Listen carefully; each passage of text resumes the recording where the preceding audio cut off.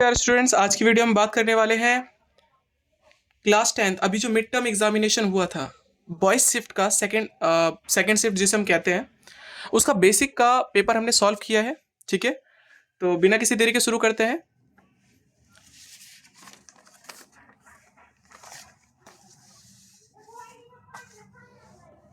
पहला क्वेश्चन है आपका, the total number of factor of a prime number is, क्या होता है? दो। प्राइम नंबर कहते किसे? एक number which has only two factors, जिसके दो फैक्टर होते हैं उसे हम प्राइम नंबर कहते हैं। ठीक है, बढ़ते दूसरे क्वेश्चन पे। दूसरा क्वेश्चन लिखा है आपके सामने, if one of the zeros of the quadratic polynomial this is 3 then the value of m। अब देखो जीरोस का काम क्या होता है, अगर हम इस 3 को इस इक्वेशन में रख दें तो इस इक्वेशन को वो जीरो बना देता है। तो हमने वही काम किया है, इस वाली इक्वेशन में x बराबर क्या रख दिया? 3, और वो इक्वेशन किसके बराबर हो गई? जीरो के। और फिर हमने सॉल्व कर दिया तो अब m का आंसर कितना निकला? 24। ठीक है, बढ़ते अपने अगले क्वेश्चन पे। Question number 3, the distance of m जो कोऑर्डिनेट है वो आपको दे रखा है और इसका डिस्टेंस हमें x एक्सिस से निकालना है। ठीक है, तो सबसे पहले हमने ग्राफ बनाया और इस पॉइंट को डिनोट किया। ये पॉइंट कहां पता चला हमें? यहां पर आ गया। और इसका डिस्टेंस किससे चाहिए? x एक्सिस से। और ये डिस्टेंस उतना ही होगा ना जितना ये डिस्टेंस होगा, तो ये डिस्टेंस आपका निकलेगा 6 सेंटीमीटर या 6 यूनिट कह सकते हो।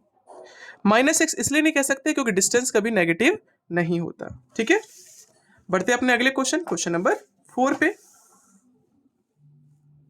आप क्वेश्चन नंबर 4 क्या कहता है देखो। क्वेश्चन नंबर 4 में आपको बोला गया था, आपको ये ABC सिमिलर है ट्राइंगल DEF के। ठीक है, तो सबसे पहले देखो हमने फिगर बनाया इसका। क्या बनाया? फिगर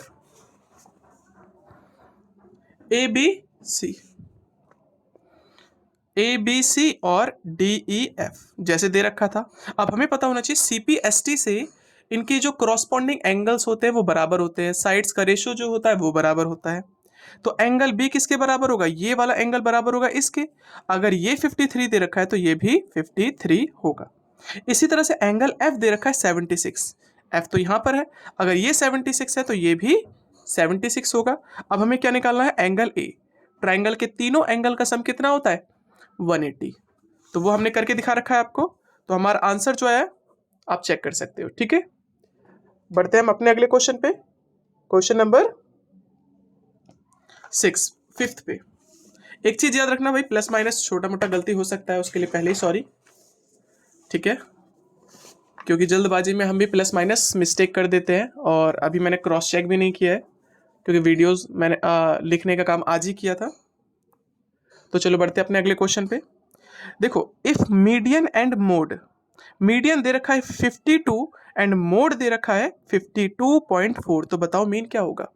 ये क्वेश्चन बहुत इंपॉर्टेंट है आपके लास्ट, मतलब अभी जो पेपर होने वाला है फाइनल, तो उसमें आने के चांसेस के सबसे ज्यादा है। तो ये फॉर्मूला हमेशा याद रखना, mode is equal to 3 median minus 2 mean. Values को रख दिया, ऑटोमेटिक आपका आंसर आ चुका है, आप चेक कर सकते हैं। ठीक है, बढ़ते हम अपने अगले क्वेश्चन पे। क्वेश्चन नंबर 6, ज़्यादा टाइम नहीं देंगे, ये तो वीडियो हमारी बहुत ज़्यादा लंबी खींच जाएगी। अगला क्वेश्चन नंबर है आपके सामने 6, साइन थीटा दे रखा है तो वैल्यू कॉट थीटा की वैल्यू पूछ रहा है। ठीक है, अब आपको पता होगा 8 चैप्टर में आप लोगों ने किया था, साइन थीटा आपको दे रखा है 4/5, तो साइन का फॉर्मूला हो गया P और हो गया H। ठीक है, P आपका 4 है, H है आपका 5, तो आपको B निकालना पड़ेगा। पाइथागोरस थ्योरम से आप B निकाल सकते हो और हमने निकाला कितना आया? 3, हमने यहाँ पर लिख दिया 3। अब कॉट थीटा पूछा गया तो कॉट का फॉर्मूला होता है B/P, B की वैल्यू निकाली 3 और P तो आपको दे रखा था 4, तो इसका आंसर हो गया, तो ये ऑप्शन है आपका A।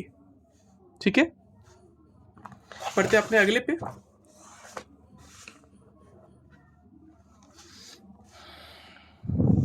अगला question, a pair of linear equation is consistent. जो पेयर होता है वो लीनियर इक्वेशन का, वो हमेशा कंसिस्टेंट कब होता है? दो केस में होता है, एक इंटरसेक्टिंग में जब वो कटते हैं और एक कोइंसिडेंट में। तो इसका ऑप्शन क्या हो गया? डी। इंटरसेक्टिंग और consistent, intersecting and consistent, option number D. Question number 8 की बात करते हैं। क्वेश्चन नंबर 8 में बोला गया था एक्सपोनेंट ऑफ 5, मतलब 5 की पावर क्या होगी अगर हम इसका प्राइम फैक्टराइजेशन करें। तो ज़्यादा कुछ नहीं किया हमने, पहले इसका प्राइम फैक्टराइजेशन कर दिया, ठीक है। तो हमने देखा 5 कितनी बार आया, 1 2 3 4, तो इसको हम लिखेंगे ना 5 की पावर 4, बाकी भी चीज़ें रख दी। अब एक्सपोनेंट ऑफ 5 पूछा गया है, 5 का एक्सपोनेंट क्या है, पावर क्या है 4, तो इसका आंसर क्या हो गया 4, ठीक है।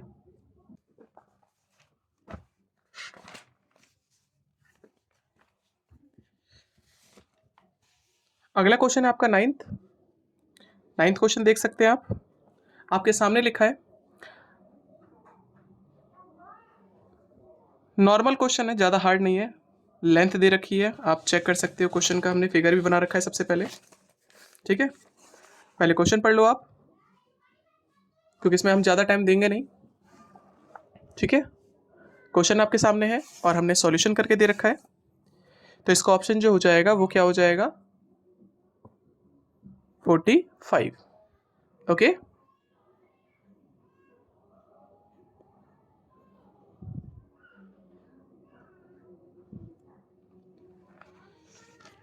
वीडियो पॉज करके आप वीडियो आई मीन क्वेश्चंस को देख सकते हैं, ज़्यादा इसमें टाइम लगेगा नहीं। बढ़ते अपने अगले क्वेश्चन पे, क्वेश्चन नंबर 10। क्वेश्चन नंबर 10 कहता है आपसे, अगर सर्कल की if the circumference of circle is double then the area of circle becomes, अगर सर्कल की रेडियस को डबल कर देंगे तो एरिया कितना हो जाएगा। तो आपके सामने हमने इजीली कर रखा है, देखो 2 सर्कल ले लिए हमने, this one and this one, इसके सर्कल का पेरीमीटर और इसके सर्कल का पेरीमीटर कितना है, डबल है, मतलब इसका पेरीमीटर और इसका पेरीमीटर बराबर था क्या, नहीं, तो हमेशा छोटे वाले को उससे मल्टीप्लाई कर दिया करो। तो हमने इसको छोटे वाले से मल्टीप्लाई कर दिया, और जब 2 पाई से 2 पाई कैंसिल, तो आर की वैल्यू कितनी आ गई। अब आपसे एरिया पूछा गया था, तो टाइम्स निकालने का तरीका ये होता है, area of new circle upon में area of original circle, pi से pi cancel, R square upon में आर स्क्वायर, इसका आर कितना निकाला था आपने 2r, तो हमने रख दिया 2r आर स्क्वायर, और छोटा वाला आर तो आर स्क्वायर था, इसको सॉल्व किया तो 4 पाई आर स्क्वायर से आर स्क्वायर कैंसिल, और आपका आंसर, ठीक है। बढ़ते हम अपने अगले क्वेश्चन पे, क्वेश्चन नंबर 11। अब क्वेश्चन नंबर 11 आपसे कहता है, ये क्वेश्चन ज़्यादा ट्रिकी है और मैं कह सकता हूँ आपके लिए थोड़ा सा हार्ड भी है, तो क्वेश्चन आप लोग पढ़ो। क्वेश्चन में क्या कहा गया है, क्वेश्चन में बोला गया है the number of 5, the mean of 5 number is 15, 5 अलग अलग नंबर ले लिए, मान लो x1, x2, x3, x4 और x5, इन 5 नंबर का जब मीन निकाला गया तो वो कितना आया, 15 आया, ठीक है, कितना आया 15 आया। If we include one more number the mean of the 6 number becomes, इसमें एक नंबर अगर हम जोड़ दें, सपोज दैट x, ठीक है, तो अब जो मीन बन गया वो 17 आ गया, तो बताओ वो इंक्लूडेड नंबर क्या था, ठीक है। तो इसके लिए हमने क्वेश्चन देखो कर रखा है, इसको मैं एक्सप्लेन कर देता हूँ। तो देखो भाई, मीन का जो फॉर्मूला होता है वो होता है सिग्मा xi अपॉन में n, मीन आपको दे रखा था 15, सिग्मा xi मतलब सम ऑफ ऑल, अगर मैं इन सबको प्लस करूं तो कितना आएगा वो हमें नहीं पता, तो हमने इन सब का सम डिनोट किया जाता है सिग्मा xi से, ठीक है। और बटे में n, टोटल कितने नंबर्स थे, 5 थे, क्रॉस मल्टीप्लाई कर दिया तो सिग्मा xi आ गया, और हमने लेट कर लिया लेट द इंक्लूडेड नंबर, जो एक्स्ट्रा नंबर हमने लगाया, यहाँ पर x लिखा था, इसकी जगह पे हम a लिख देते हैं, वो क्या है a। तो न्यू मीन का जो फॉर्मूला हो जाएगा न्यू सम अपॉन में टोटल नंबर ऑफ ऑब्जर्वेशन, नया मीन भी आपको दे रखा है, और न्यू सम क्या हो जाएगा, इस नंबर में अगर मैं एक नंबर ये वाला ऐड कर दूं तो ये हो जाएगा 75 प्लस a, और अपॉन में 6, क्रॉस मल्टीप्लाई किया और उसके बाद सॉल्व कर दिया तो a की वैल्यू कितनी आ गई 27, ठीक है। बढ़ते अपने अगले क्वेश्चन पे, क्वेश्चन नंबर 12।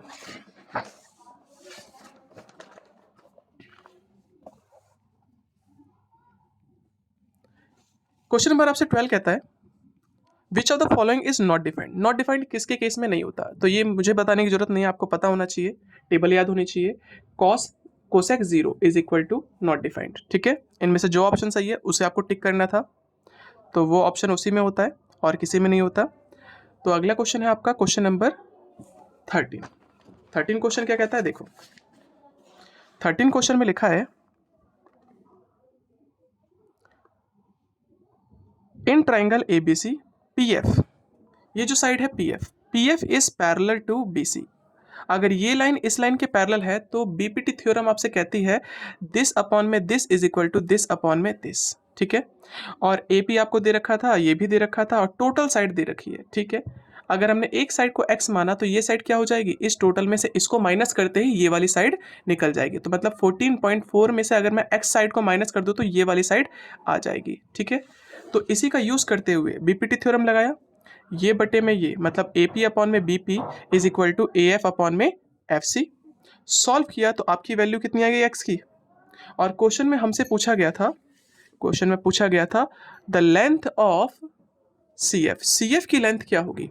तो CF की लेंथ, CF जो था वो था CF ये वाली साइड 14 माइनस x, तो 14 में से x माइनस कर दो, x की वैल्यू निकाली 3.6 माइनस कर दिया, तो आपका जो आंसर आया वो आया 10.8 which is option number A, और ये करेक्ट होगा। ठीक है, बढ़ते अपने अगले क्वेश्चन पे, क्वेश्चन नंबर 14। अब क्वेश्चन नंबर 14 क्या कहता है, देखो क्वेश्चन नंबर 14 में आपसे कहा गया है if alpha and beta are the zeros, alpha beta zeros है इस इक्वेशन के, पॉलिनोमियल के, then find the product of zeros. Product of zero निकालना है। अब हमें पता होना चाहिए प्रोडक्ट ऑफ जीरो का फॉर्मूला होता है C अपॉन में A। तो C क्या है, ये हो गया C, एक्चुअली होता है AX स्क्वायर प्लस BX और प्लस C। तो C की वैल्यू है -8 रख दिया, और A की वैल्यू है 3, तो 3 रख दिया, तो option number B which is correct. अब अगला क्वेश्चन भी थोड़ा सा ट्रिकी है क्योंकि ये नया टाइप का क्वेश्चन है, अभी तक आप लोगों ने नहीं किया होगा। ठीक है, क्वेश्चन पढ़ लेते हैं पहले। The ratio of the two numbers, the ratio of, ratio निकालना है, किस रेशियो दे रखा है, product of two number to the HCF of the number, मतलब product of two number upon में HCF। ठीक है, अब रेशियो का मतलब हम अपॉन में भी लिख सकते हैं, इसलिए हमने 15 अपॉन में 1 लिख दिया। अब हमें पता होना चाहिए product of two number is equal to LCM into HCF, और वो प्रोडक्ट ऑफ दो नंबर तो हमने एज इट इज रख दिया, ये HCF मल्टीप्लाई का था, इधर गया तो डिवाइड का, तो क्या निकल जाएगा LCM। ठीक है, तो इसका जो आंसर था रख दिया, क्योंकि product of two number upon में HCF इज इक्वल टू 15, इसकी जगह पे रख दिया 15, तो LCM कितना आ गया, विच इज आपका आंसर। ठीक है, ऑप्शन नंबर B, 15 जो ऑप्शन था वो B में था, तो B वाला करेक्ट होगा। ठीक है, बढ़ते अपने अगले 16वें क्वेश्चन पे। अब 16वां क्वेश्चन आपके सामने है, ये रहा। अब 16वां क्वेश्चन आपको दे रखा है the perimeter of the quadrant, ये क्वाड्रेंट बना दिया, क्वाड्रेंट का पेरीमीटर आपसे पूछ रहा है जिसकी रेडियस है 3.5। ओके, तो देखो भाई क्वाड्रेंट का पेरीमीटर निकालना, मतलब अगर हम बात करें तो देखो भाई यहां से यहां तक ये जो साइड हमने ऐसे निकाली, इसको हम, इसका जो फॉर्मूला होता है वो होता है 2 पाई r इंटू थीटा अपॉन 360, या लेंथ ऑफ आर्क भी कह सकते हो। ठीक है, और थीटा कितना है, क्वाड्रेंट जब भी कहता है तो क्वाड्रेंट का मतलब होता है 90 डिग्री, तो यहाँ पर 90 डिग्री रख दिया, और ये साइड भी तो प्लस करोगे और ये साइड भी तो प्लस करोगे तभी तो पूरा क्वाड्रेंट बनेगा, है कि नहीं। लेंथ ऑफ आर्क थोड़ी बोला है, या लेंथ ऑफ क्वाड्रेंट थोड़ी बोला है, इसने बोला है पेरीमीटर ऑफ क्वाड्रेंट, क्वाड्रेंट का पेरीमीटर बताओ। ठीक है, तो इसमें ये वाला आर और ये वाला आर प्लस करना होगा, प्लस कर दोगे तो आपका आंसर होगा, बाकी आप चेक कर लो कि ये ऑप्शन जो है आपका करेक्ट है सी। ठीक है, बढ़ते हैं अपने अगले क्वेश्चन पे, क्वेश्चन नंबर 17। अब 17th क्वेश्चन क्या कहता है, ये भी आप लोगों के लिए थोड़ा सा अलग टाइप का क्वेश्चन आ गया। आप लोगों ने 9th में पढ़ा नहीं था क्योंकि 9th का पार्ट है, और 10th में जो मीडियन दे रखा है NCERT बुक में वो बिल्कुल अलग है, इसके लिए आपको सपोर्ट मेटेरियल जरूर करनी पड़ेगी। और मुझे जहाँ तक याद है मैंने इसका सपोर्ट मटेरियल बनाया नहीं है, लेकिन मैं इसको जल्द ही अपलोड कर दूंगा अपने चैनल पे, ठीक है। तो उसके लिए जुड़े रहें और सब्सक्राइब करना ना भूलें। अगला है the median of the first 9 prime numbers. पहले 9 प्राइम नंबर्स का मीडियन क्या होगा, ठीक है। पहले प्राइम नंबर लिखते हैं, 2, 3, 5, 7, 9, सॉरी 11, 13, 17, 19 और 23, ठीक है। मैं डायरेक्ट आपको आंसर बता सकता हूं कि मीडियन क्या होता है। मीडियन होता है बीच की वैल्यू, ठीक है। लेकिन उस तरीके से ना करके, देखो मैं बता दो कैसे करेंगे। इसको कट किया, इसको भी कट करो, ऐसे कट करते हुए आओ, बीच में क्या निकला, तो यही इसका मीडियन है। लेकिन करने का जो तरीका होता है वो देखो, करने का तरीका होता है नंबर ऑफ टर्म्स देखेंगे सबसे पहले हम, और मीडियन का जो फॉर्मूला होता है n+1 अपॉन टूथ टर्म। किसके केस में, ऑड के केस में। अगर ये इवन होता तो हमारा फॉर्मूला होता n upon tooth term plus n upon 2 plus 1th term और डिवाइडेड बाय 2। ये इवन का फॉर्मूला होता है। तो जैसे देखो n बराबर हमने रखा 9 को प्लस किया 1 से, तो ये आपका आ गया 5th टर्म। 5th टर्म जो होगा वो होगा मीडियन। अब काउंट करो, 1 2 3 4 5, तो 5th टर्म क्या निकला, 11। याद रखना, इनको सबसे पहले हमें कन्वर्ट करना होता है असेंडिंग ऑर्डर में। असेंडिंग ऑर्डर का मतलब होता है बढ़ते क्रम में, ठीक है। बढ़ते अपने अगले क्वेश्चन पे। क्वेश्चन नंबर है 18, ठीक है। 18 क्वेश्चन में ज़्यादा कुछ है नहीं, आप चेक कर सकते हो। सबसे पहले तो वैल्यू ऑफ के निकालने के लिए बोला है और 2 इक्वेशन दे रखी है और बोला है नो सॉल्यूशन। नो सॉल्यूशन किसके केस में होता है, पैरेलल के केस में। पैरेलल के केस में अगर नो सॉल्यूशन है तो फॉर्मूला होता है a1/a2 is equal to b1/b2 is not equal to c1/c2। और इक्वेशन ये दे रखी है, बस a की जगह पे रखा 2, b की जगह a2 की जगह पे रखा 6, b की जगह पे रखा 5 और इसकी जगह पे रखा -k। इसी से सॉल्व कर दिया, 2 1 जा 2, 2 3 जा 6, क्रॉस मल्टीप्लाई तो k की वैल्यू कितनी आ गई, -15, ठीक है। बढ़ते अपने अगले क्वेश्चन पे, क्वेश्चन नंबर 19। अब क्वेश्चन नंबर 19 आपसे जो कहता है वो ये कहता है the mid point of the line segment divides it in the 1:1। बिल्कुल सही बात है, मिड पॉइंट हमेशा ही 1:1 में डिवाइड करता है, विच इज ट्रू, ठीक है। ओके, अगला क्वेश्चन है आपका, the value of m is 3। m की जो वैल्यू है वो 3 दे रखी है, ठीक है। And for which point A भी दे रखा है और पॉइंट बी भी दे रखा है। इन दोनों का डिस्टेंस कितना है, 10 यूनिट। ए और बी का जो डिस्टेंस है वो 10 यूनिट है। तो ए बी की लेंथ दे रखी है, आपको m निकालना है, बस इसको हमने सॉल्व कर दिया। आप चेक कर सकते हो सॉल्यूशन, ठीक है। और सॉल्यूशन करने पर हमारा जो आंसर आया वो निकला, एक 5 निकला और दोनों से ही 5 निकला। तो हम कह सकते हैं, और ऑप्शन में क्या दे रखा है, m की वैल्यू क्या होनी चाहिए, 3 होनी चाहिए। लेकिन ये तो हो गया फॉल्स, पहला ट्रू है दूसरा फॉल्स है। a is true but r is false. अपने अगले क्वेश्चन पे, question number 20। If sine theta minus cos theta is equal to 0 then theta is equal to 45। अगर थीटा की वैल्यू ये है तो इसकी वैल्यूज ये होगी। वैसे डायरेक्ट कह सकते हो तो यस, हमने क्या चेक कर लिया पहले, थीटा इज इक्वल टू 45, इसकी वैल्यू यहाँ पर रखी 45, यहाँ पर वैल्यू रखी 45।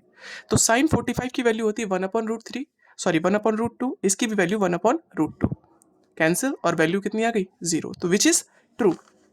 अगला क्वेश्चन लिखा है एट 45 डिग्री पे sine theta is always equal to cos theta. तो बिल्कुल ट्रू है और ये इसको एक्सप्लेन भी करता है, तो इसीलिए इसका ऑप्शन नंबर जो होगा वो ए होगा।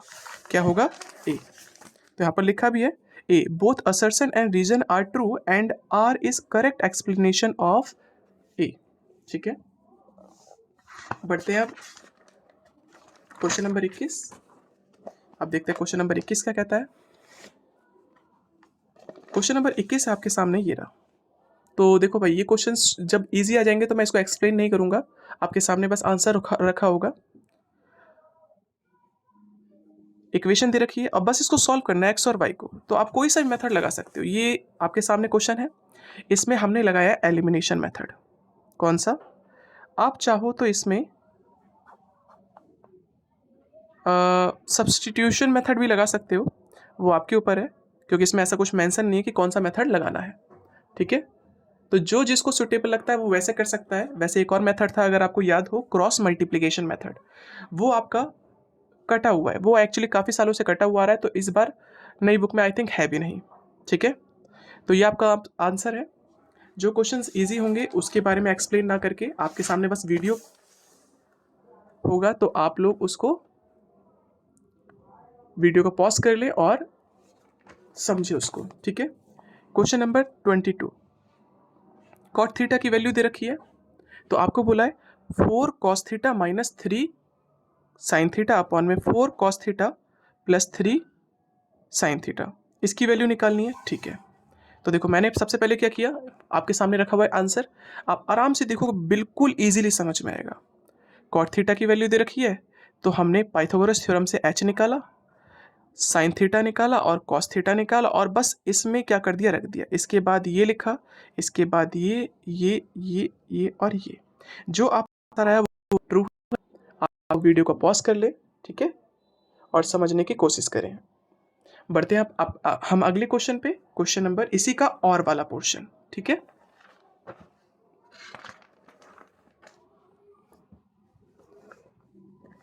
अब और क्वेश्चन क्या कहता है,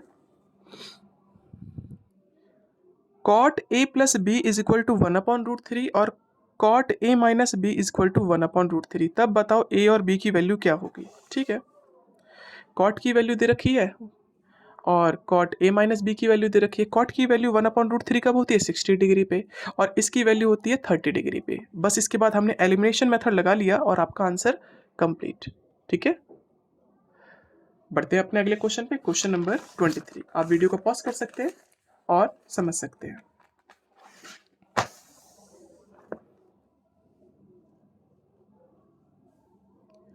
अगला क्वेश्चन है आपका 23। अब क्वेश्चन नंबर 23 आपसे कहता है, एक सर्कल का centre, a circle has its centre, circle का सेंटर आपको दे रखा है this 5,6। If one end of the diameter, diameter का एक एंड दे रखा है, एक कॉर्नर दे रखा है, तो हमने एक एंड लिख दिया 3,4। Find the coordinates of the other and, दूसरे एंड के कोऑर्डिनेट्स क्या होंगे डायमीटर के। ठीक है, तो सिंपल सा काम क्या था, हमें पता है भाई यहाँ से यहाँ तक का डिस्टेंस और यहाँ से यहाँ तक का डिस्टेंस होगा बराबर, क्योंकि रेडियस हमेशा बराबर होती है, और जब रेडियस बराबर है तो रेशो हो गया 1:1। तो इसमें आप मिड पॉइंट फॉर्मूला लगा सकते हो, which is x is equal to x1 plus x2 divided by 2, y is equal to y1 plus y2 divided by 2। ठीक है, आप रख सकते हो। x की वैल्यू क्या रख दूँ, x is equal to 6, x1 की वैल्यू रखेंगे 3, x2 हमें नहीं पता और अपॉन में 2, क्रॉस मल्टीप्लाई कर दिया, सॉल्व कर दिया, तो x2 की वैल्यू आ गई। सेम केस, तो कोऑर्डिनेट्स क्या निकले, 9,6। ठीक है, वीडियो को पॉज कर लो और समझो। हम बढ़ते हैं अपने अगले क्वेश्चन पे। ठीक है, मुझे गर्ल शिफ्ट का अभी तक पेपर मिला नहीं है, जैसे ही मिलता है मैं उसमें भी स्टैंडर्ड का पेपर जल्दी अपलोड कर दूंगा। अब अगला क्वेश्चन है आपका, if the ratio of area of two circle, दो सर्कल के एरिया का रेशियो दे रखा है, तो area of small circle upon में एरिया ऑफ बिग सर्कल हमने लिखा, और वो कितना है 4:9। तो बताइए उनके पेरीमीटर का, find the ratio of their perimeter, perimeter का रेशियो क्या होगा सर्कल का। तो देखो सबसे पहले हमने क्या किया, फॉर्मूला रख दिया, पाई आर स्क्वायर अपॉन में पाई आर स्क्वायर, इसके आर को छोटे आर से डिनोट किया, इसके आर को बड़े आर से डिनोट किया, पाई से पाई कैंसिल, दोनों का आर स्क्वायर था तो आप कॉमन स्क्वायर लगा सकते हो, ये स्क्वायर इधर गया तो रूट में, 4 का मतलब होता है 2 और आर का 9 का मतलब होता है 3। तो हमने इनके रेडियस का रेशियो निकाल दिया। अब आपसे पूछ रहा था ratio of their perimeter, same काम, perimeter of small circle upon में perimeter of big circle, formula होता है 2 पाई आर अपॉन में 2 पाई आर, इस 2 पाई से 2 पाई कैंसिल, तो बचा क्या आपके पास, r अपॉन में कैपिटल R, और इसकी वैल्यू हमने पहले ही निकाल दी थी 2/3, तो हमने 2/3 लिखा, तो आपका रेशो कितना निकला, 2:3। ठीक है, बढ़ते हैं हम अपने अगले क्वेश्चन पे, क्वेश्चन नंबर 25। अब क्वेश्चन नंबर 25 जो है वो आपके सामने है, दो क्वेश्चन है इसमें।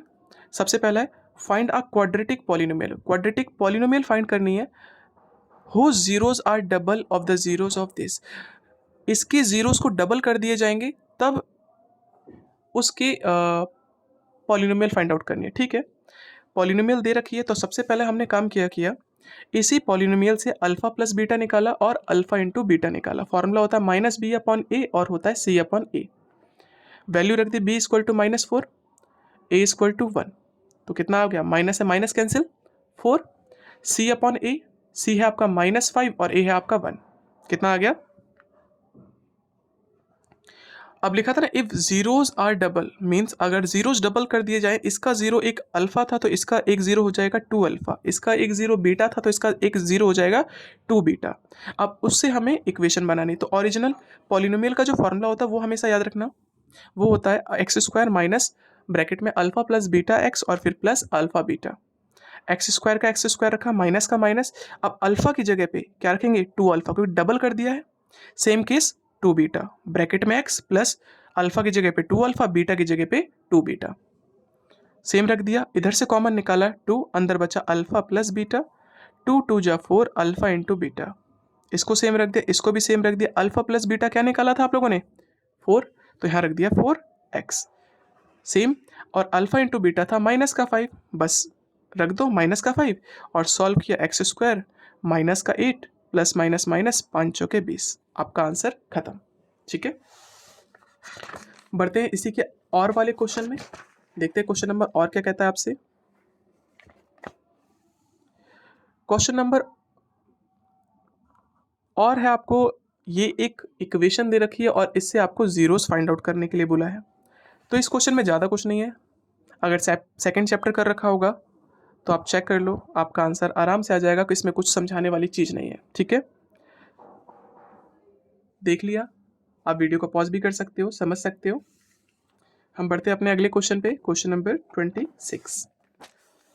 अब 26 भी मुझे एक्सप्लेन करने की ज़रूरत नहीं है, क्योंकि ये आपका रटने वाला पार्ट है और ये आपको रट के ही करना पड़ेगा, कोई भी चॉइस नहीं है आपके पास कि आप कुछ और करें इसमें। ठीक है, क्योंकि क्वेश्चन था आपका प्रूफ करना है √5 क्या है, एक इरेशनल नंबर है। तो इसका करने का तरीका मैंने आपको सामने दे रखा है, कैसे करोगे। ठीक है, आपको इसको इस तरह से करना पड़ेगा, हो जाएगा। चलो बढ़िया, अब अगला क्वेश्चन हम निकाल लेते हैं, क्वेश्चन नंबर 27।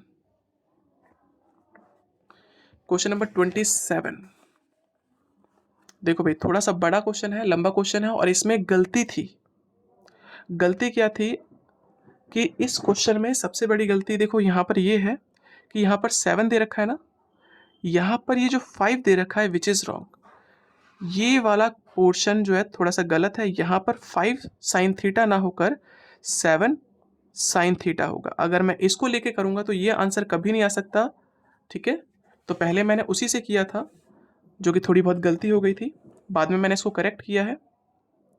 ठीक है, तो देखो यहाँ पर m की वैल्यू दे रखी है, n की वैल्यू दे रखी है, और हमें प्रूव करना है m² + n² = 625। ठीक है, तो हमने क्या किया,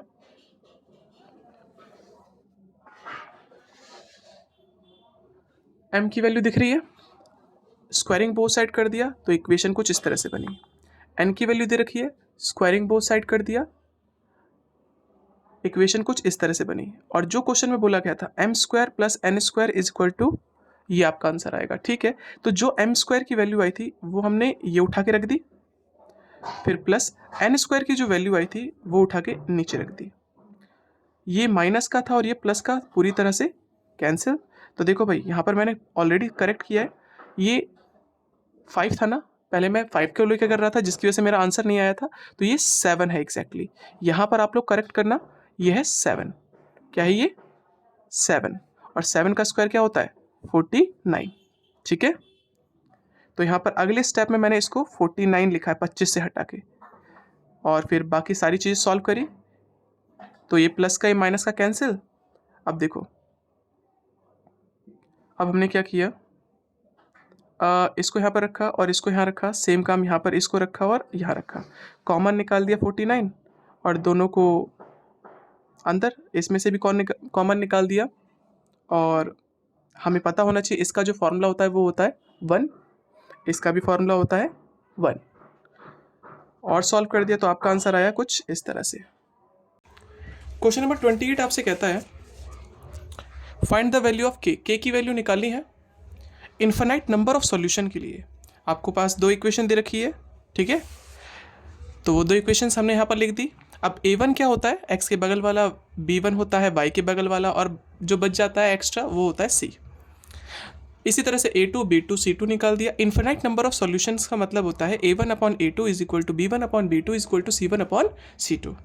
तो यहाँ पर जब वैल्यू रखी तो दो तरह से आंसर निकाल सकते हो, ठीक है। तो यहाँ पर मैंने इससे भी रख के वैल्यू निकाली और इसको रख के करी, तो इसको और अगर मैं इसको लेता हूँ तो जल्दी आंसर आ रहा है विच इज़ 2। अब यहाँ पर दो आंसर आ रहे हैं, एक तो -4 और एक 2, तो इसमें इसको हमें रिजेक्ट करना पड़ेगा। रीज़न क्या है, अगर -4 लेता हूँ तो ये जो चीज़ें बच जाती है ये इक्वल नहीं आएंगी, क्योंकि इक्वल आना चाहिए ना, इक्वल तो तभी आएगा जब ये तीनों चीज़ें बराबर होंगी। अगर मैं इन दोनों को लेता हूँ तो ये दो केस में बराबर होता है, एक तो 4 में और एक 2 में। लेकिन जब मैं इसको इसके साथ रखता हूँ तो 2 के लिए तो इक्वल हो जाएगा लेकिन 4 के लिए इक्वल नहीं होगा, ठीक है। तो आप चेक कर सकते हैं। बाकी बढ़ते हैं अगले क्वेश्चन पे, क्वेश्चन नंबर इसी का और। अब क्वेश्चन नंबर और क्या कहता है आपसे, देखो क्वेश्चन नंबर और ये रहा आपका, the cab charges in the city comprise of a fixed charges together with the fixed charges distance covered. अब इसका मतलब क्या, देखो समझा देता हूँ मैं आपको। एक टैक्सी वाला दो तरह के चार्जेस लेता है अपने कस्टमर से। एक तो होता है फिक्स्ड चार्ज, हमने फिक्स्ड चार्ज को मान लिया x रुपये, और पर किलोमीटर चार्जेस एक्स्ट्रा लेता है y रुपीज़ पर आवर। और अकॉर्डिंग टू क्वेश्चन 18 किलोमीटर के लेता है 131। अब देखो 18 किलोमीटर के 131 देने हैं, फिक्स चार्जेस तो उसको देना पड़ेगा। और 18 किलोमीटर, 1 किलोमीटर के अगर y रुपये दे रहा है तो 18 किलोमीटर के देगा वो 18y is equal to 131। Same काम सेकंड केस में, इसमें 27 किलोमीटर की जर्नी के लिए वो इतना पेमेंट करता है, ठीक है। तो x रुपये फिक्स चार्जेस हो गए और 27y वेरिएबल चार्जेस हो गए। 1 किलोमीटर के y है तो 27 किलोमीटर के 27y होंगे, और वो हो गया 194। दो इक्वेशन बन गई। अब एलिमिनेशन मेथड लगा लो, y और x निकल गया, मतलब फिक्स चार्जेस जो थे उसके 5 रुपये थे और वेरिएबल चार्जेस पर किलोमीटर चार्जेस थे 7। अब आपको बोला गया था एक इंसान को कितना पे करना पड़ेगा इतने किलोमीटर के लिए। तो इतने किलोमीटर के लिए एक तो x रुपये देने पड़ेंगे फिक्स चार्जेस, और एक देना पड़ेगा 35y। 1 किलोमीटर के y रुपये तो 35 किलोमीटर के 35y। वैल्यूज़ को पुट किया, आपका आंसर आया 250 रुपये। तो उस बंदे को 250 रुपये पे करने पड़ेंगे, ठीक है। आप पॉज कर सकते हो वीडियो के लिए। हम बढ़ते हैं अपने अगले क्वेश्चन पे, क्वेश्चन नंबर 29।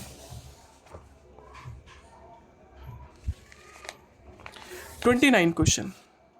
अब 29 क्वेश्चन कहता है आपसे, एक टावर जो है वर्टिकली खड़ा है, सीधे खड़ा है ग्राउंड में एक पॉइंट से, इस पॉइंट से which is 50 metre away from the foot of the tower. Tower के फुट से दूरी है, टावर का फुट ये होगा और इस पॉइंट के टावर के फुट से जो दूरी है वो है 15 मीटर।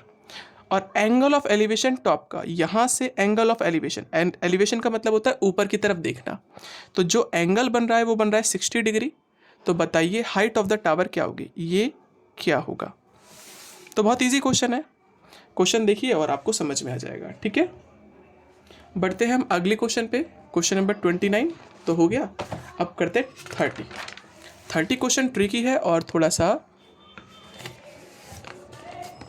ठीक है। देखो भाई 30 क्वेश्चन है, आप लोग पढ़ने की कोशिश करो। 3 lines are parallel intersected by 2 transversal line. 3 line parallel है, तो हमने सबसे पहले पैरेलल लाइन बनाई 1 2 3, और ये ट्रांसवर्सल है, ये इंटरसेक्ट हो रही है, इंटरसेक्टेड बाय 2 ट्रांसवर्सल लाइन। मैं इसको फोल्ड कर लेता हूं, ठीक है।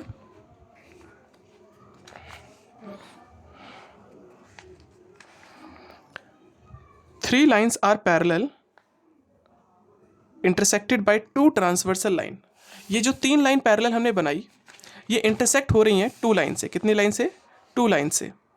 एक लाइन ये और एक लाइन ये। और यहाँ पर भाई मैंने थोड़ी सी गलती कर दी थी कि पैरेलल लाइन बना दिया, लेकिन पैरेलल लाइन है नहीं, ऐसा कहीं दे नहीं रखा कि जो इंटरसेक्ट हो रही है सिर्फ 2 ट्रांसवर्सल लाइन है, ठीक है। पैरेलल लाइन नहीं है, तो ये फिगर थोड़ा सा मेरा गलत है। मान लो कि ये लाइन इस लाइन के पैरेलल नहीं है, मैंने साइड में गिवन दे भी दिया है। P and Q is not parallel to Q। अब क्वेश्चन में गिवन दे रखा था, हमें प्रूफ क्या करना है? प्रूफ करना है then proof that intercept made by them on the transversal are proportional. ये जो इंटरसेप्ट बन रहा है इस लाइन पर प्रोपोर्शनल, मीन इस लाइन पर और इस लाइन पर, ये आपस में क्या होगा? प्रोपोर्शनल होगा। मतलब ये बटे में ये बराबर होगा ये बटे में ये हमें प्रूफ करना है। ए बी अपॉन में B C is equal to F E बटे में ई डी, ये हमें शो करना है। कैसे करेंगे? देखो बहुत इजी काम है। हमने इस ट्राइंगल को लिया, पहले लिखा ए सी डी लिया, और हमने बताया कि भाई ये लाइन पैरेलल है इसके, तो बी पी टी के द्वारा हम कह सकते हैं दिस अपॉन में this is equal to this upon में दिस। मतलब ए बी अपॉन में B C is equal to A G बटे में जी डी, और इसको पहले इक्वेशन डाल के छोड़ दो। सिमिलर वे बिल्कुल इसी में ट्राइंगल इस वाले में जाएंगे। अब हम ट्राइंगल गए एफ डी एफ ए, इस ट्राइंगल में गए, और हमने कहा कि भाई ये लाइन इस बार पैरेलल है इस लाइन के, क्योंकि तीनों ही लाइन पैरेलल है तो ये भी इसके पैरेलल होगा। G E is parallel to A F, तो बीपीटी के द्वारा हम यहां पर ये भी कह सकते हैं दिस बटे में this is equal to this बटे में दिस, ठीक है। मतलब ए जी बटे में G D is equal to F E बटे में ई डी लिख दिया हमने। इसको डाल दिया equation number second. Solving first and second, देखो ये चीज़ यहाँ पर भी और ये चीज़ यहाँ पर भी है। जब यही इसके बराबर है और यही इसके बराबर, तो ये भी इसके बराबर होगा। सीधे सीधे लिख दो और आपका आंसर कंप्लीट, ठीक है। बढ़ते हैं इसका और वाला क्वेश्चन। अब यहाँ पर भी थोड़ी सी गलती थी, बताऊंगा गलती क्या है। पहले क्वेश्चन देख लेते हैं। देखो क्वेश्चन में क्या था,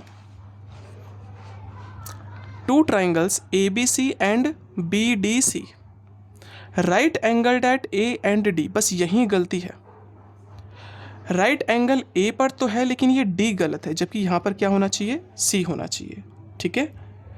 क्योंकि मैं डी से कर रहा था तो मेरा आंसर गलत आ रहा था, तो पता चला कि गलती है, लेकिन कोई बात नहीं, चलो।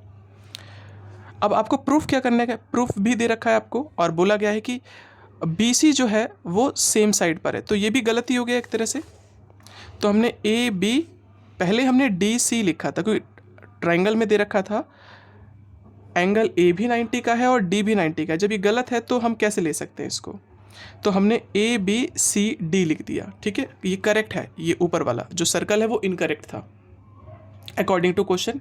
क्वेश्चन के अकॉर्डिंग हमें ये करना था, लेकिन हमारा गलत था, तो हमने इसको इस तरह से किया, ठीक है। अब क्वेश्चन में दे रखा है एंगल ए 90 का है, पहले डी का था, अब डी की जगह पे हम क्या लिख देंगे? यहाँ पर लिख देंगे, ये हो जाएगा angle B C D is equal to 90 degree, ठीक है। और हमें ये प्रूफ करना है। अब प्रूफ करेंगे। अब प्रूफ कैसे करेंगे? देखो ये वाला, सबसे पहले तो मैंने यहाँ पर बताया अगर ये वाला और ये वाला 90 डिग्री का है, मतलब दोनों के दोनों 90 के थे, इसको प्लस किया तो यहाँ पर ये थोड़ी सी मिस्टेक हो जाएगी, ये हो जाएगा बी सी डी, ठीक है। ये गलत है, इसको कट कर देना। बी सी डी 90 प्लस 90, ये भी 90 का, ये भी 90 का, तो कितना आ गया? 180 डिग्री। तो आप कह सकते हो ये एक साइक्लिक क्वाड्रिलेटरल है, साइक्लिक क्वाड्रिलेटरल है। ये 9th की प्रॉपर्टी है सर्कल की।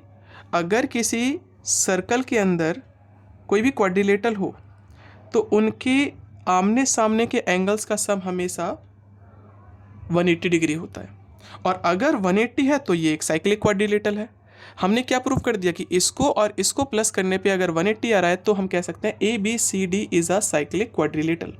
और जब ये साइक्लिक क्वाड्रिलेटरल है तो हम कह सकते हैं this is equal to this, angle 1 is equal to angle 2 और angle 3 is equal to angle 4। कैसे? देखो, ये एक सर्कल बनाया, ये वाला एंगल इस वाले एंगल के बराबर है, angle on the same segment की वजह से। एक ही सेगमेंट पे जो एंगल बनते हैं वो हमेशा बराबर होते हैं, इसलिए हमने कहा कि एंगल 1 जो है वो एंगल 2 के बराबर होगा। ठीक है, एंगल 1 बराबर है 2 के। सिमिलर वे एंगल 3 बराबर होगा एंगल 4 के। ठीक है, वो भी यहाँ पर लिख दिया। बस इतना करने के बाद हमने क्या किया, इस ट्रायंगल को और इस ट्रायंगल को कॉन्ग्रुएंट किया, सिमिलर। तो हमने लिया APD, क्या लिया? APD, ये वाला हमने सही किया। फिर लिया BPC, BPC हमने सही किया। और अच्छा, ये हमने कर दिया ऑलरेडी। ठीक है, और इसके बाद जब दो ट्राइंगल्स क्या होते हैं, सिमिलर हो जाते हैं, तो इनकी साइड का रेशो होता है बराबर। इसीलिए हमने कहा कि दिस अपॉन में दिस, AP अपॉन में BP, AP अपॉन में BP कह दो या PB कह दो, बात एक ही है। तो AP अपॉन में BP या PB बराबर होगा दिस अपॉन में, तो यहाँ पर हमारा थोड़ा सा मिस्टेक था। हाँ, AP अपॉन में PB is equal to PD upon में PC। CPST की वजह से क्रॉस मल्टीप्लाई किया तो सीधे आपका आंसर हो गया। ठीक है, तो यहाँ थोड़ी सी मिस्टेक है। अब अगर आपने अटेम्प्ट किया होगा तो आपको इसके नंबर मिल चुके होंगे। ठीक है, बढ़ते हैं हम अपने अगले क्वेश्चन पे। अब अगले क्वेश्चन में भी कुछ खासियत है, बताएंगे हम क्या है। ये क्वेश्चन अभी आपका सिलेबस में है ही नहीं, सेकेंड टर्म का सिलेबस है जो अभी तक आया ही नहीं आपके में, 13 चैप्टर जिसे हम कहते हैं। देखो, क्वेश्चन आपका ये है, लेंथ, ब्रेथ एंड हाइट जो रूम की वो ये दे रखी है respectively. Longest tape which can measure the 3 dimensional of the room exactly. Longest tape क्या होगी अगर इस 3 डायमेंशनल को मेज़र करना है? सबसे बड़ी टेप क्या हो सकती है? इसका मतलब कुछ और नहीं, आपकी बात कर रहा है किसकी? डायगोनल की। Longest tape which can measure the 3 dimensional of the room exactly. ठीक है, भाई यहाँ पर थोड़ा सा हमने मिस्टेक कर दिया। लॉन्गेस्ट टेप फालतू में लिख रखा है इन्होंने कंफ्यूज करने के लिए। जब मैंने हिंदी में थोड़ा सा देखा तो यहाँ पर सिर्फ इतना पूछा गया है, टेप की लंबाई ज्ञात कीजिए जो तीनों कमरे के आयामों को पूर्ण रूप से माप सके। तो भाई ये पूरा मेरा गलत है, इसको कट कर देना, इसको करने की ज़रूरत ही नहीं है। तो क्या करोगे आप, इसमें आपको करना है सीधे सीधे पेरीमीटर। क्या निकालना है? Perimeter of quadrant cuboid. बस इसका फॉर्मूला याद होना चाहिए। फॉर्मूला होता है 4 ब्रैकेट में L plus B plus H। 4 का 4 रखा, L कितना है इसका 825 प्लस B है आपका 675 और ये है 375। तो भाई देखो, इतना काम आप लोग का है, इनको प्लस कर दो, यहाँ पर रख दो, जो आंसर आया उसका मल्टीप्लाई 4 से कर दो, सीधे सीधे आपका आंसर निकल गया। ठीक है, ओके। पेरीमीटर पूछ रहा है जो कि एक क्यूबॉइड को पूरी तरह से मेज़र कर ले, और यहाँ पर हमने लॉन्गेस्ट टेप मैंने यहाँ पर समझ लिया, लॉन्गेस्ट साइड कह दो या लॉन्गेस्ट साइड क्या हो सकती है। अगर लॉन्गेस्ट सिर्फ साइड पूछता है तो हमें डायगोनल निकालना पड़ेगा। क्या निकालना पड़ेगा? डायगोनल। और डायगोनल का फॉर्मूला होता है उस केस में L² plus B² plus H²। तब उस केस में ये पूरा आंसर सही है, लेकिन इसमें पूरी साइड्स को मेज़र करना है रूम की, तब इस केस में ये वाला इसका आंसर होगा। ठीक है, ये आपके ऊपर है, आप प्लस माइनस कर सकते हो। तो बढ़ते हैं अपने अगले क्वेश्चन पे, ज़्यादा टाइम ना वेस्ट करके।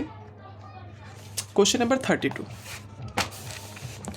क्वेश्चन नंबर 32 आपके सामने है। ठीक है, ये रहा 32। अब क्वेश्चन नंबर 32 आपसे क्या कहता है, देखो ये रहा 32। ये आपका एनसीईआरटी में भी बुक में क्वेश्चन है। क्वेश्चन नंबर है, एक्सरसाइज का है 9.1 का क्वेश्चन नंबर आई थिंक 9 या 10 है, मैं थोड़ा सा श्योर नहीं हूँ, बट 9 या 10 में से कोई एक क्वेश्चन है। बिल्कुल सेम डिट्टो क्वेश्चंस है, ठीक है। अगला क्वेश्चन है क्वेश्चन नंबर 32। क्वेश्चन नंबर 32 में बोला गया from a point on the ground, ground पर एक पॉइंट है 60 metre away from the foot of the tower, tower के फुट से 60 मीटर अवे। तो देखो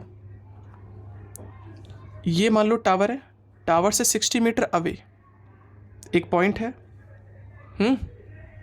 the angle of elevation of the top of the tower, tower का जो angle of elevation बन रहा है वो कितना बन रहा है, 30 degree. The angle of elevation of the top of water tank on the top of tower, tower के ऊपर एक वाटर टैंक बनाया गया है और इसी का एंगल ऑफ एलिवेशन बन रहा है 45 डिग्री। तो हमें हाइट ऑफ टावर भी निकालना है, डेप्थ ऑफ द टैंक भी निकालना है। तो यही होगी डेप्थ ऑफ टैंक, और ये जो होगा ये होगा आपका टावर की हाइट। तो देखो भाई ये एंगल दे रखा है, एंगल के सामने वाला होता है P और बगल वाला होता है B। P और B आता है 10 में, 10 30 लिया और सॉल्व कर दिया तो BC निकल गया। तो यही आपका निकल गया क्या, हाइट ऑफ टावर। जब बात करते हैं तो हमने पूरी साइड ले ली, एंगल कितना बन रहा है 45, ये पूरी साइड नहीं पता लेकिन ये साइड पता थी तो हमने ले ली 60, और जब सॉल्व किया तो AC कितनी निकल गई पूरी, AC निकल गए 60 मीटर। लेकिन हमें AC ना निकाल के हमें निकालना है AB। तो AB कैसे निकले, AC में से अगर मैं AC में से अगर BC माइनस कर दूंगा तो AB निकल जाएगा। तो हमने वही किया, AC था 60 और माइनस कर दिया BC, और BC कितना निकाला था, बस ज़्यादा से ज़्यादा कॉमन निकाल सकते हो और कुछ नहीं कर सकते, और आपका आंसर कंप्लीट। ठीक है, पॉज कर सकते हो। बढ़ते हैं हम अपने अगले क्वेश्चन पे। क्वेश्चन नंबर इसी का और वाला क्वेश्चन है, ठीक है। ये वाला जो क्वेश्चन है इसको मैं आपको समझा नहीं रहा, ये एग्जैक्टली 9th एक्सरसाइज में 9.1 में एक्सरसाइज 9 या 10 का क्वेश्चन दे रखा है, ठीक है। 9 या 10th का क्वेश्चन है ये वाला, सेम टू सेम है। आप फिगर देख लो, आपने किया होगा तो वीडियो को पॉज कर लो और समझने की कोशिश करो हमने क्या करा है, और अगर वो क्वेश्चन भी किया होगा आपने तो ये आपको 100% समझ में आएगा ईजीली, ठीक है। बाकी अगर कोई चीज़ समझ में ना आए तो बस सबसे पहले हमने ये काम किया और फिर हमने उसके बाद ये वाला काम किया। जब x की वैल्यू आ गई तो हमारा यहाँ पर पोर्शन किया, ठीक है। थोड़ा सा स्पेस का रहता है इसलिए हमने ऐसे किया हुआ है। बढ़ते हैं हम अपने अगले क्वेश्चन पे।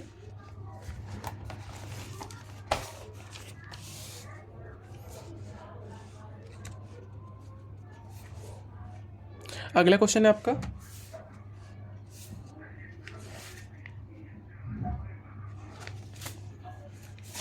33।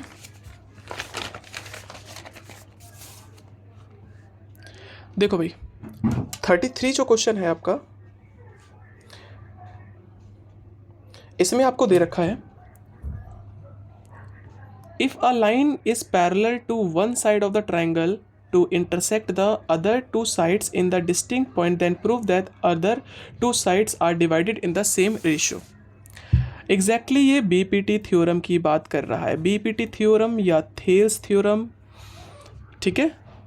हिंदी में कहते हैं इसको आधारभूत समानुपातिकता प्रमेय, और साथ ही साथ हिंदी में भी थेल्स थ्योरम ही कहते हैं।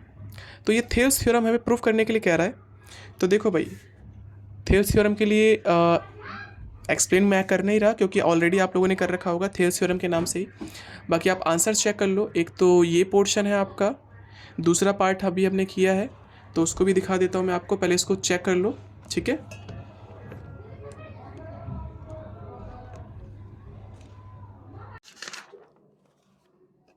अगला है ये वाला पार्ट, तो आप वीडियो को पॉज कर सकते हैं और देख सकते हैं, समझ सकते हैं क्या कहता है आपसे। अगला जो पार्ट है आपका वो है क्वेश्चन नंबर 34। अगला क्वेश्चन है क्वेश्चन नंबर 34। देखो आपके सामने ये है, क्वेश्चन आपके सामने है,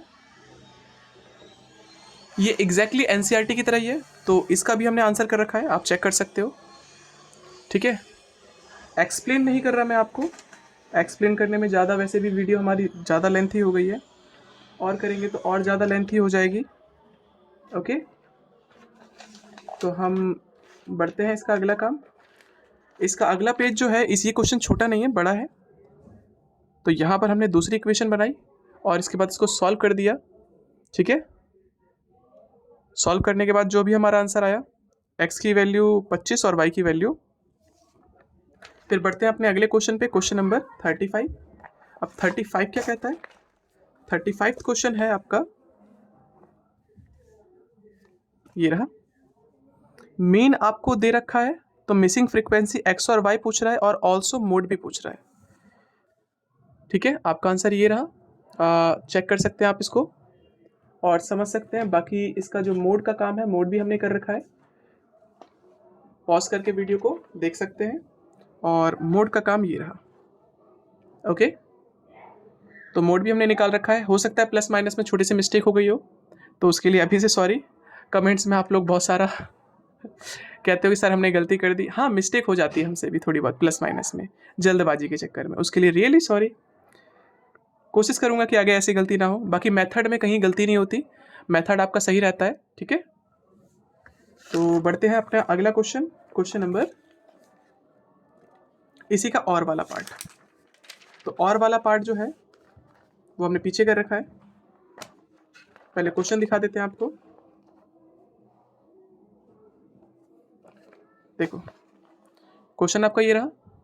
क्वेश्चन में आपको पूछा गया है मीन एक्सपेंडिचर, मतलब मीन निकालना है, और मॉडल, मॉडल का मतलब कुछ और नहीं मोड होता है। कई बार बच्चे कंफ्यूज हो जाते हैं कि मॉडल का मतलब क्या है। ठीक है, तो देखो, मीन हमने आपके लिए निकाल रखा है, तो आप इसको देख लें और समझ लें अच्छे से। वीडियो को पॉज कर लें समझने के लिए। ओके,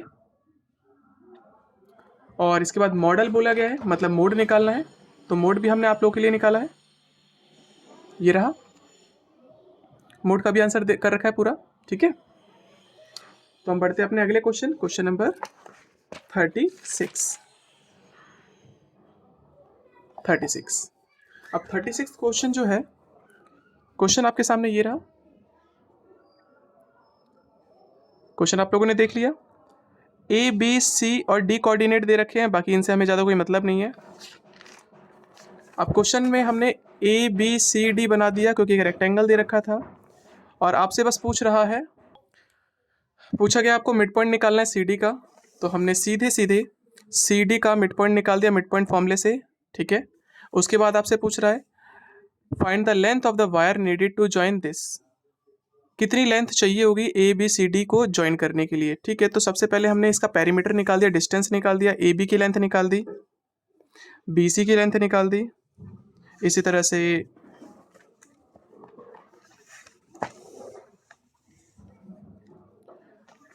सी डी की लेंथ निकाल दी और ए डी की लेंथ निकाल दी।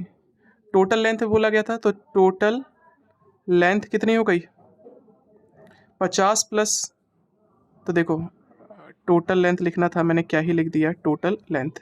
तो आप बोलोगे 50 प्लस 80 प्लस 50 प्लस 80। 50 50 होता है 100 और 180 मतलब 80 80 होता है 160, तो हो गया टोटल 260। ठीक है, ये इसका आंसर होगा। इसके बाद थर्ड जो पॉइंट है, मतलब और वाला, और वाले में पूछा गया है विच टाइप ऑफ क्वाड्रिलेटरल, कौन से टाइप का क्वाड्रिलेटरल बना, तो उसके लिए हमने ए सी भी निकाल दिया और बी डी भी निकाल दिया। तो देखो भाई, कुछ इस तरह का फिगर था, ए बी सी और डी। हमने क्या देखा, ये साइड इस साइड के बराबर है और ये साइड इस साइड के बराबर है। जब आपस में आमने सामने की साइड बराबर होती है तो ये वाला और ये वाला साइड इक्वल है कि नहीं, वो निकाला हमने, निकाल दिया। और जैसे ही वो दोनों बराबर आ गए तो हम कह सकते हैं कि ये रेक्टेंगल है। अगर ये डायगोनल बराबर नहीं आते तो ये पैरेललोग्राम हो जाता, क्योंकि ये दोनों तो साइड आपस में बराबर हो गई ना। अगर डायगोनल बराबर है तो वो रेक्टेंगल, डायगोनल बराबर नहीं है तो वो पैरेललोग्राम। ठीक है, इसके बाद अगला क्वेश्चन जो है आपका 37 क्वेश्चन देख सकते हो। इसमें एक्चुअली कुछ दे ही नहीं रखा, बस नॉर्मली सी चीज़ पूछी गई है, स्टैंडर्ड फॉर्म बता दो क्वाड्रेटिक पॉलिनोमियल की। स्टैंडर्ड फॉर्म थी ax square plus B X plus C. इसके बाद आपसे पूछा गया है अगर दोनों के दोनों जीरोस नेगेटिव हैं तब कोफिशिएंट ऑफ x क्या होंगे, पॉजिटिव होंगे या नेगेटिव होंगे। तो भाई देखो, मैंने आपके सामने स्टेटमेंट लिख रखी है, आप देख लो और अच्छे समझो, ठीक है। इसके बाद अगला जो पॉइंट है वो है थर्ड पॉइंट में लिखा है if sum of zeros of the polynomial is equal to product of zero. मतलब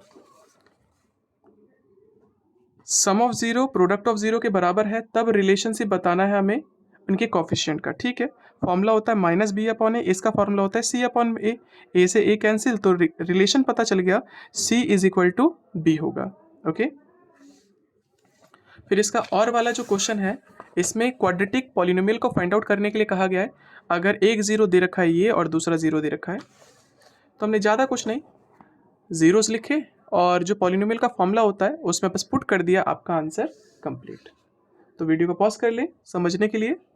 बाकी आज का हमारा लास्ट क्वेश्चन है उसको और देख लेते हैं, ठीक है।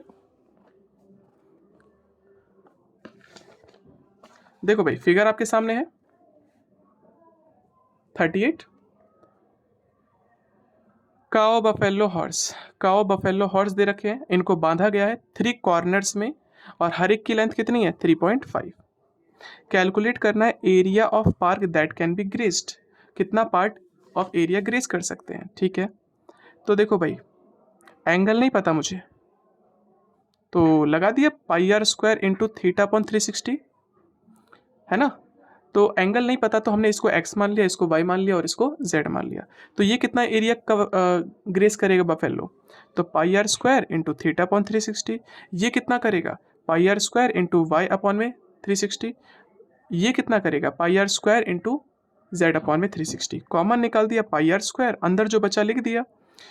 पाई की वैल्यू 22/7, आर जो था वो सबका सेम था इसलिए आपने कॉमन निकाला 3.5 इंटू 3.5 और बाकी x plus y plus z है। तो ये क्या कहते हैं इसको ट्राइंगल के तीनों एंगल का सम जो होता है वो 180 होता है। तो यहाँ पर हमने इसकी जगह पे 180 लिखा और सॉल्व कर दिया, तो ये आपका आंसर आया, ठीक है।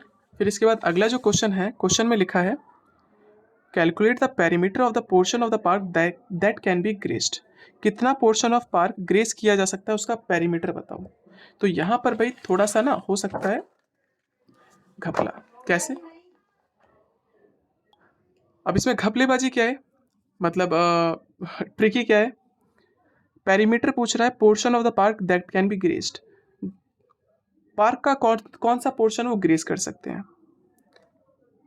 ये वाला भी पूछ रहा है या इनके साथ मैं इनको भी प्लस कर दूं, तो दोनों काम कर सकते हैं। फिलहाल मैंने क्या किया है, ये तीनों पोर्शन हमने प्लस कर दिए, ठीक है। इसमें ये साइड भी ले लिया, तो यहाँ पर थोड़ा सा ना ऐसी चीज़ों में गड़बड़ हो जाता है। तो हमने क्या किया देखो, और अगर ऐसा होता है तो मान लो अगर साइड नहीं दे रखी तो मैं इसको हटा दूंगा, तो फिर मेरा आंसर हो जाएगा सिर्फ 11, ठीक है। मतलब ऐसे दे रखा था ना। अब जो ग्रेजिंग पार्ट है वो ये है, पेरीमीटर पूछ रहा है। अब पेरीमीटर में भाई क्या ऐसे में लूँ या सिर्फ ऐसे लूँ कवर करूँ, तो ठीक है। तो ऐसे में थोड़ा सा गड़बड़ रहता है, वो क्लियर नहीं होता, लेकिन फिलहाल अब क्या करें, क्वेश्चन तो है, जैसे अकॉर्डिंग समझ में आता है वैसे कर सकते हो। अब इसमें भी गलती होने के चांसेस होते हैं हमारे, आपकी क्यों, कोई भी टीचर होगा तो वो भी ऐसी गलती कर देगा। तो फिलहाल हमने क्वेश्चन में बोला गया था कौन सा पोर्शन जो है ग्रेस किया जा सकता है, तो हमने क्या किया भाई, पार्क का तो ये भी पूरा पोर्शन है ना, तो हमने पूरा ही पोर्शन को इंक्लूड कर दिया। तो ये वाला पोर्शन, ये वाला पोर्शन और ये वाला पोर्शन, ठीक है। तो ऐसे पोर्शन, ये पूरा पार्ट, ये वाला पार्ट और ये वाला पार्ट, तो पार्ट किया तो 2 pi R into theta upon 360, theta वही था आपका, इन सबको मैंने प्लस कर दिया, तो एक क्या बन जाएगा सेमी सर्कल। सेमी सर्कल कितना हो जाएगा 180 अपॉन वैल्यू रख दी, इसका मल्टीप्लाई कर दिया, क्योंकि एक साइड, दो साइड, तीन साइड, चार साइड, 5 और 6, तो 3.5 का मल्टीप्लाई 6 से कर दिया, वैल्यू इतनी आ गई और प्लस कर दिया। अगला पार्ट पूछ रहा है आपसे calculate the area of the park that can not be graced, कौन सा पार्ट ग्रेस नहीं हो सकता। तो पूरे एरिया ऑफ ट्राइंगल में से जो ग्रेस हो चुका है उसे माइनस कर दो, मतलब ये वाला पार्ट निकालना है आपको, है ना। तो पूरा एरिया, फॉर्मूला लगा दिया 1/2 base into height. Base into height का इसलिए लगाया क्योंकि ये एक राइट एंगल ट्राइंगल है, ठीक है। हमें कैसे पता चला? पाइथागोरस थ्योरम देख लिया। अगर ये 24 है, ये 7 है और ये 25 है, तो ये पाइथागोरस थ्योरम से हम कह सकते हैं ये एक राइट एंगल ट्राइंगल है। और जब ये राइट एंगल ट्राइंगल है तो हम लगा सकते हैं फॉर्मूला 1/2 बेस इंटू हाइट का। और area that can be graced वो ऑलरेडी हमने पीछे निकाल दिया था, वो कितना था? बस माइनस कर दिया और आपका आंसर खत्म, ठीक है। Thank you.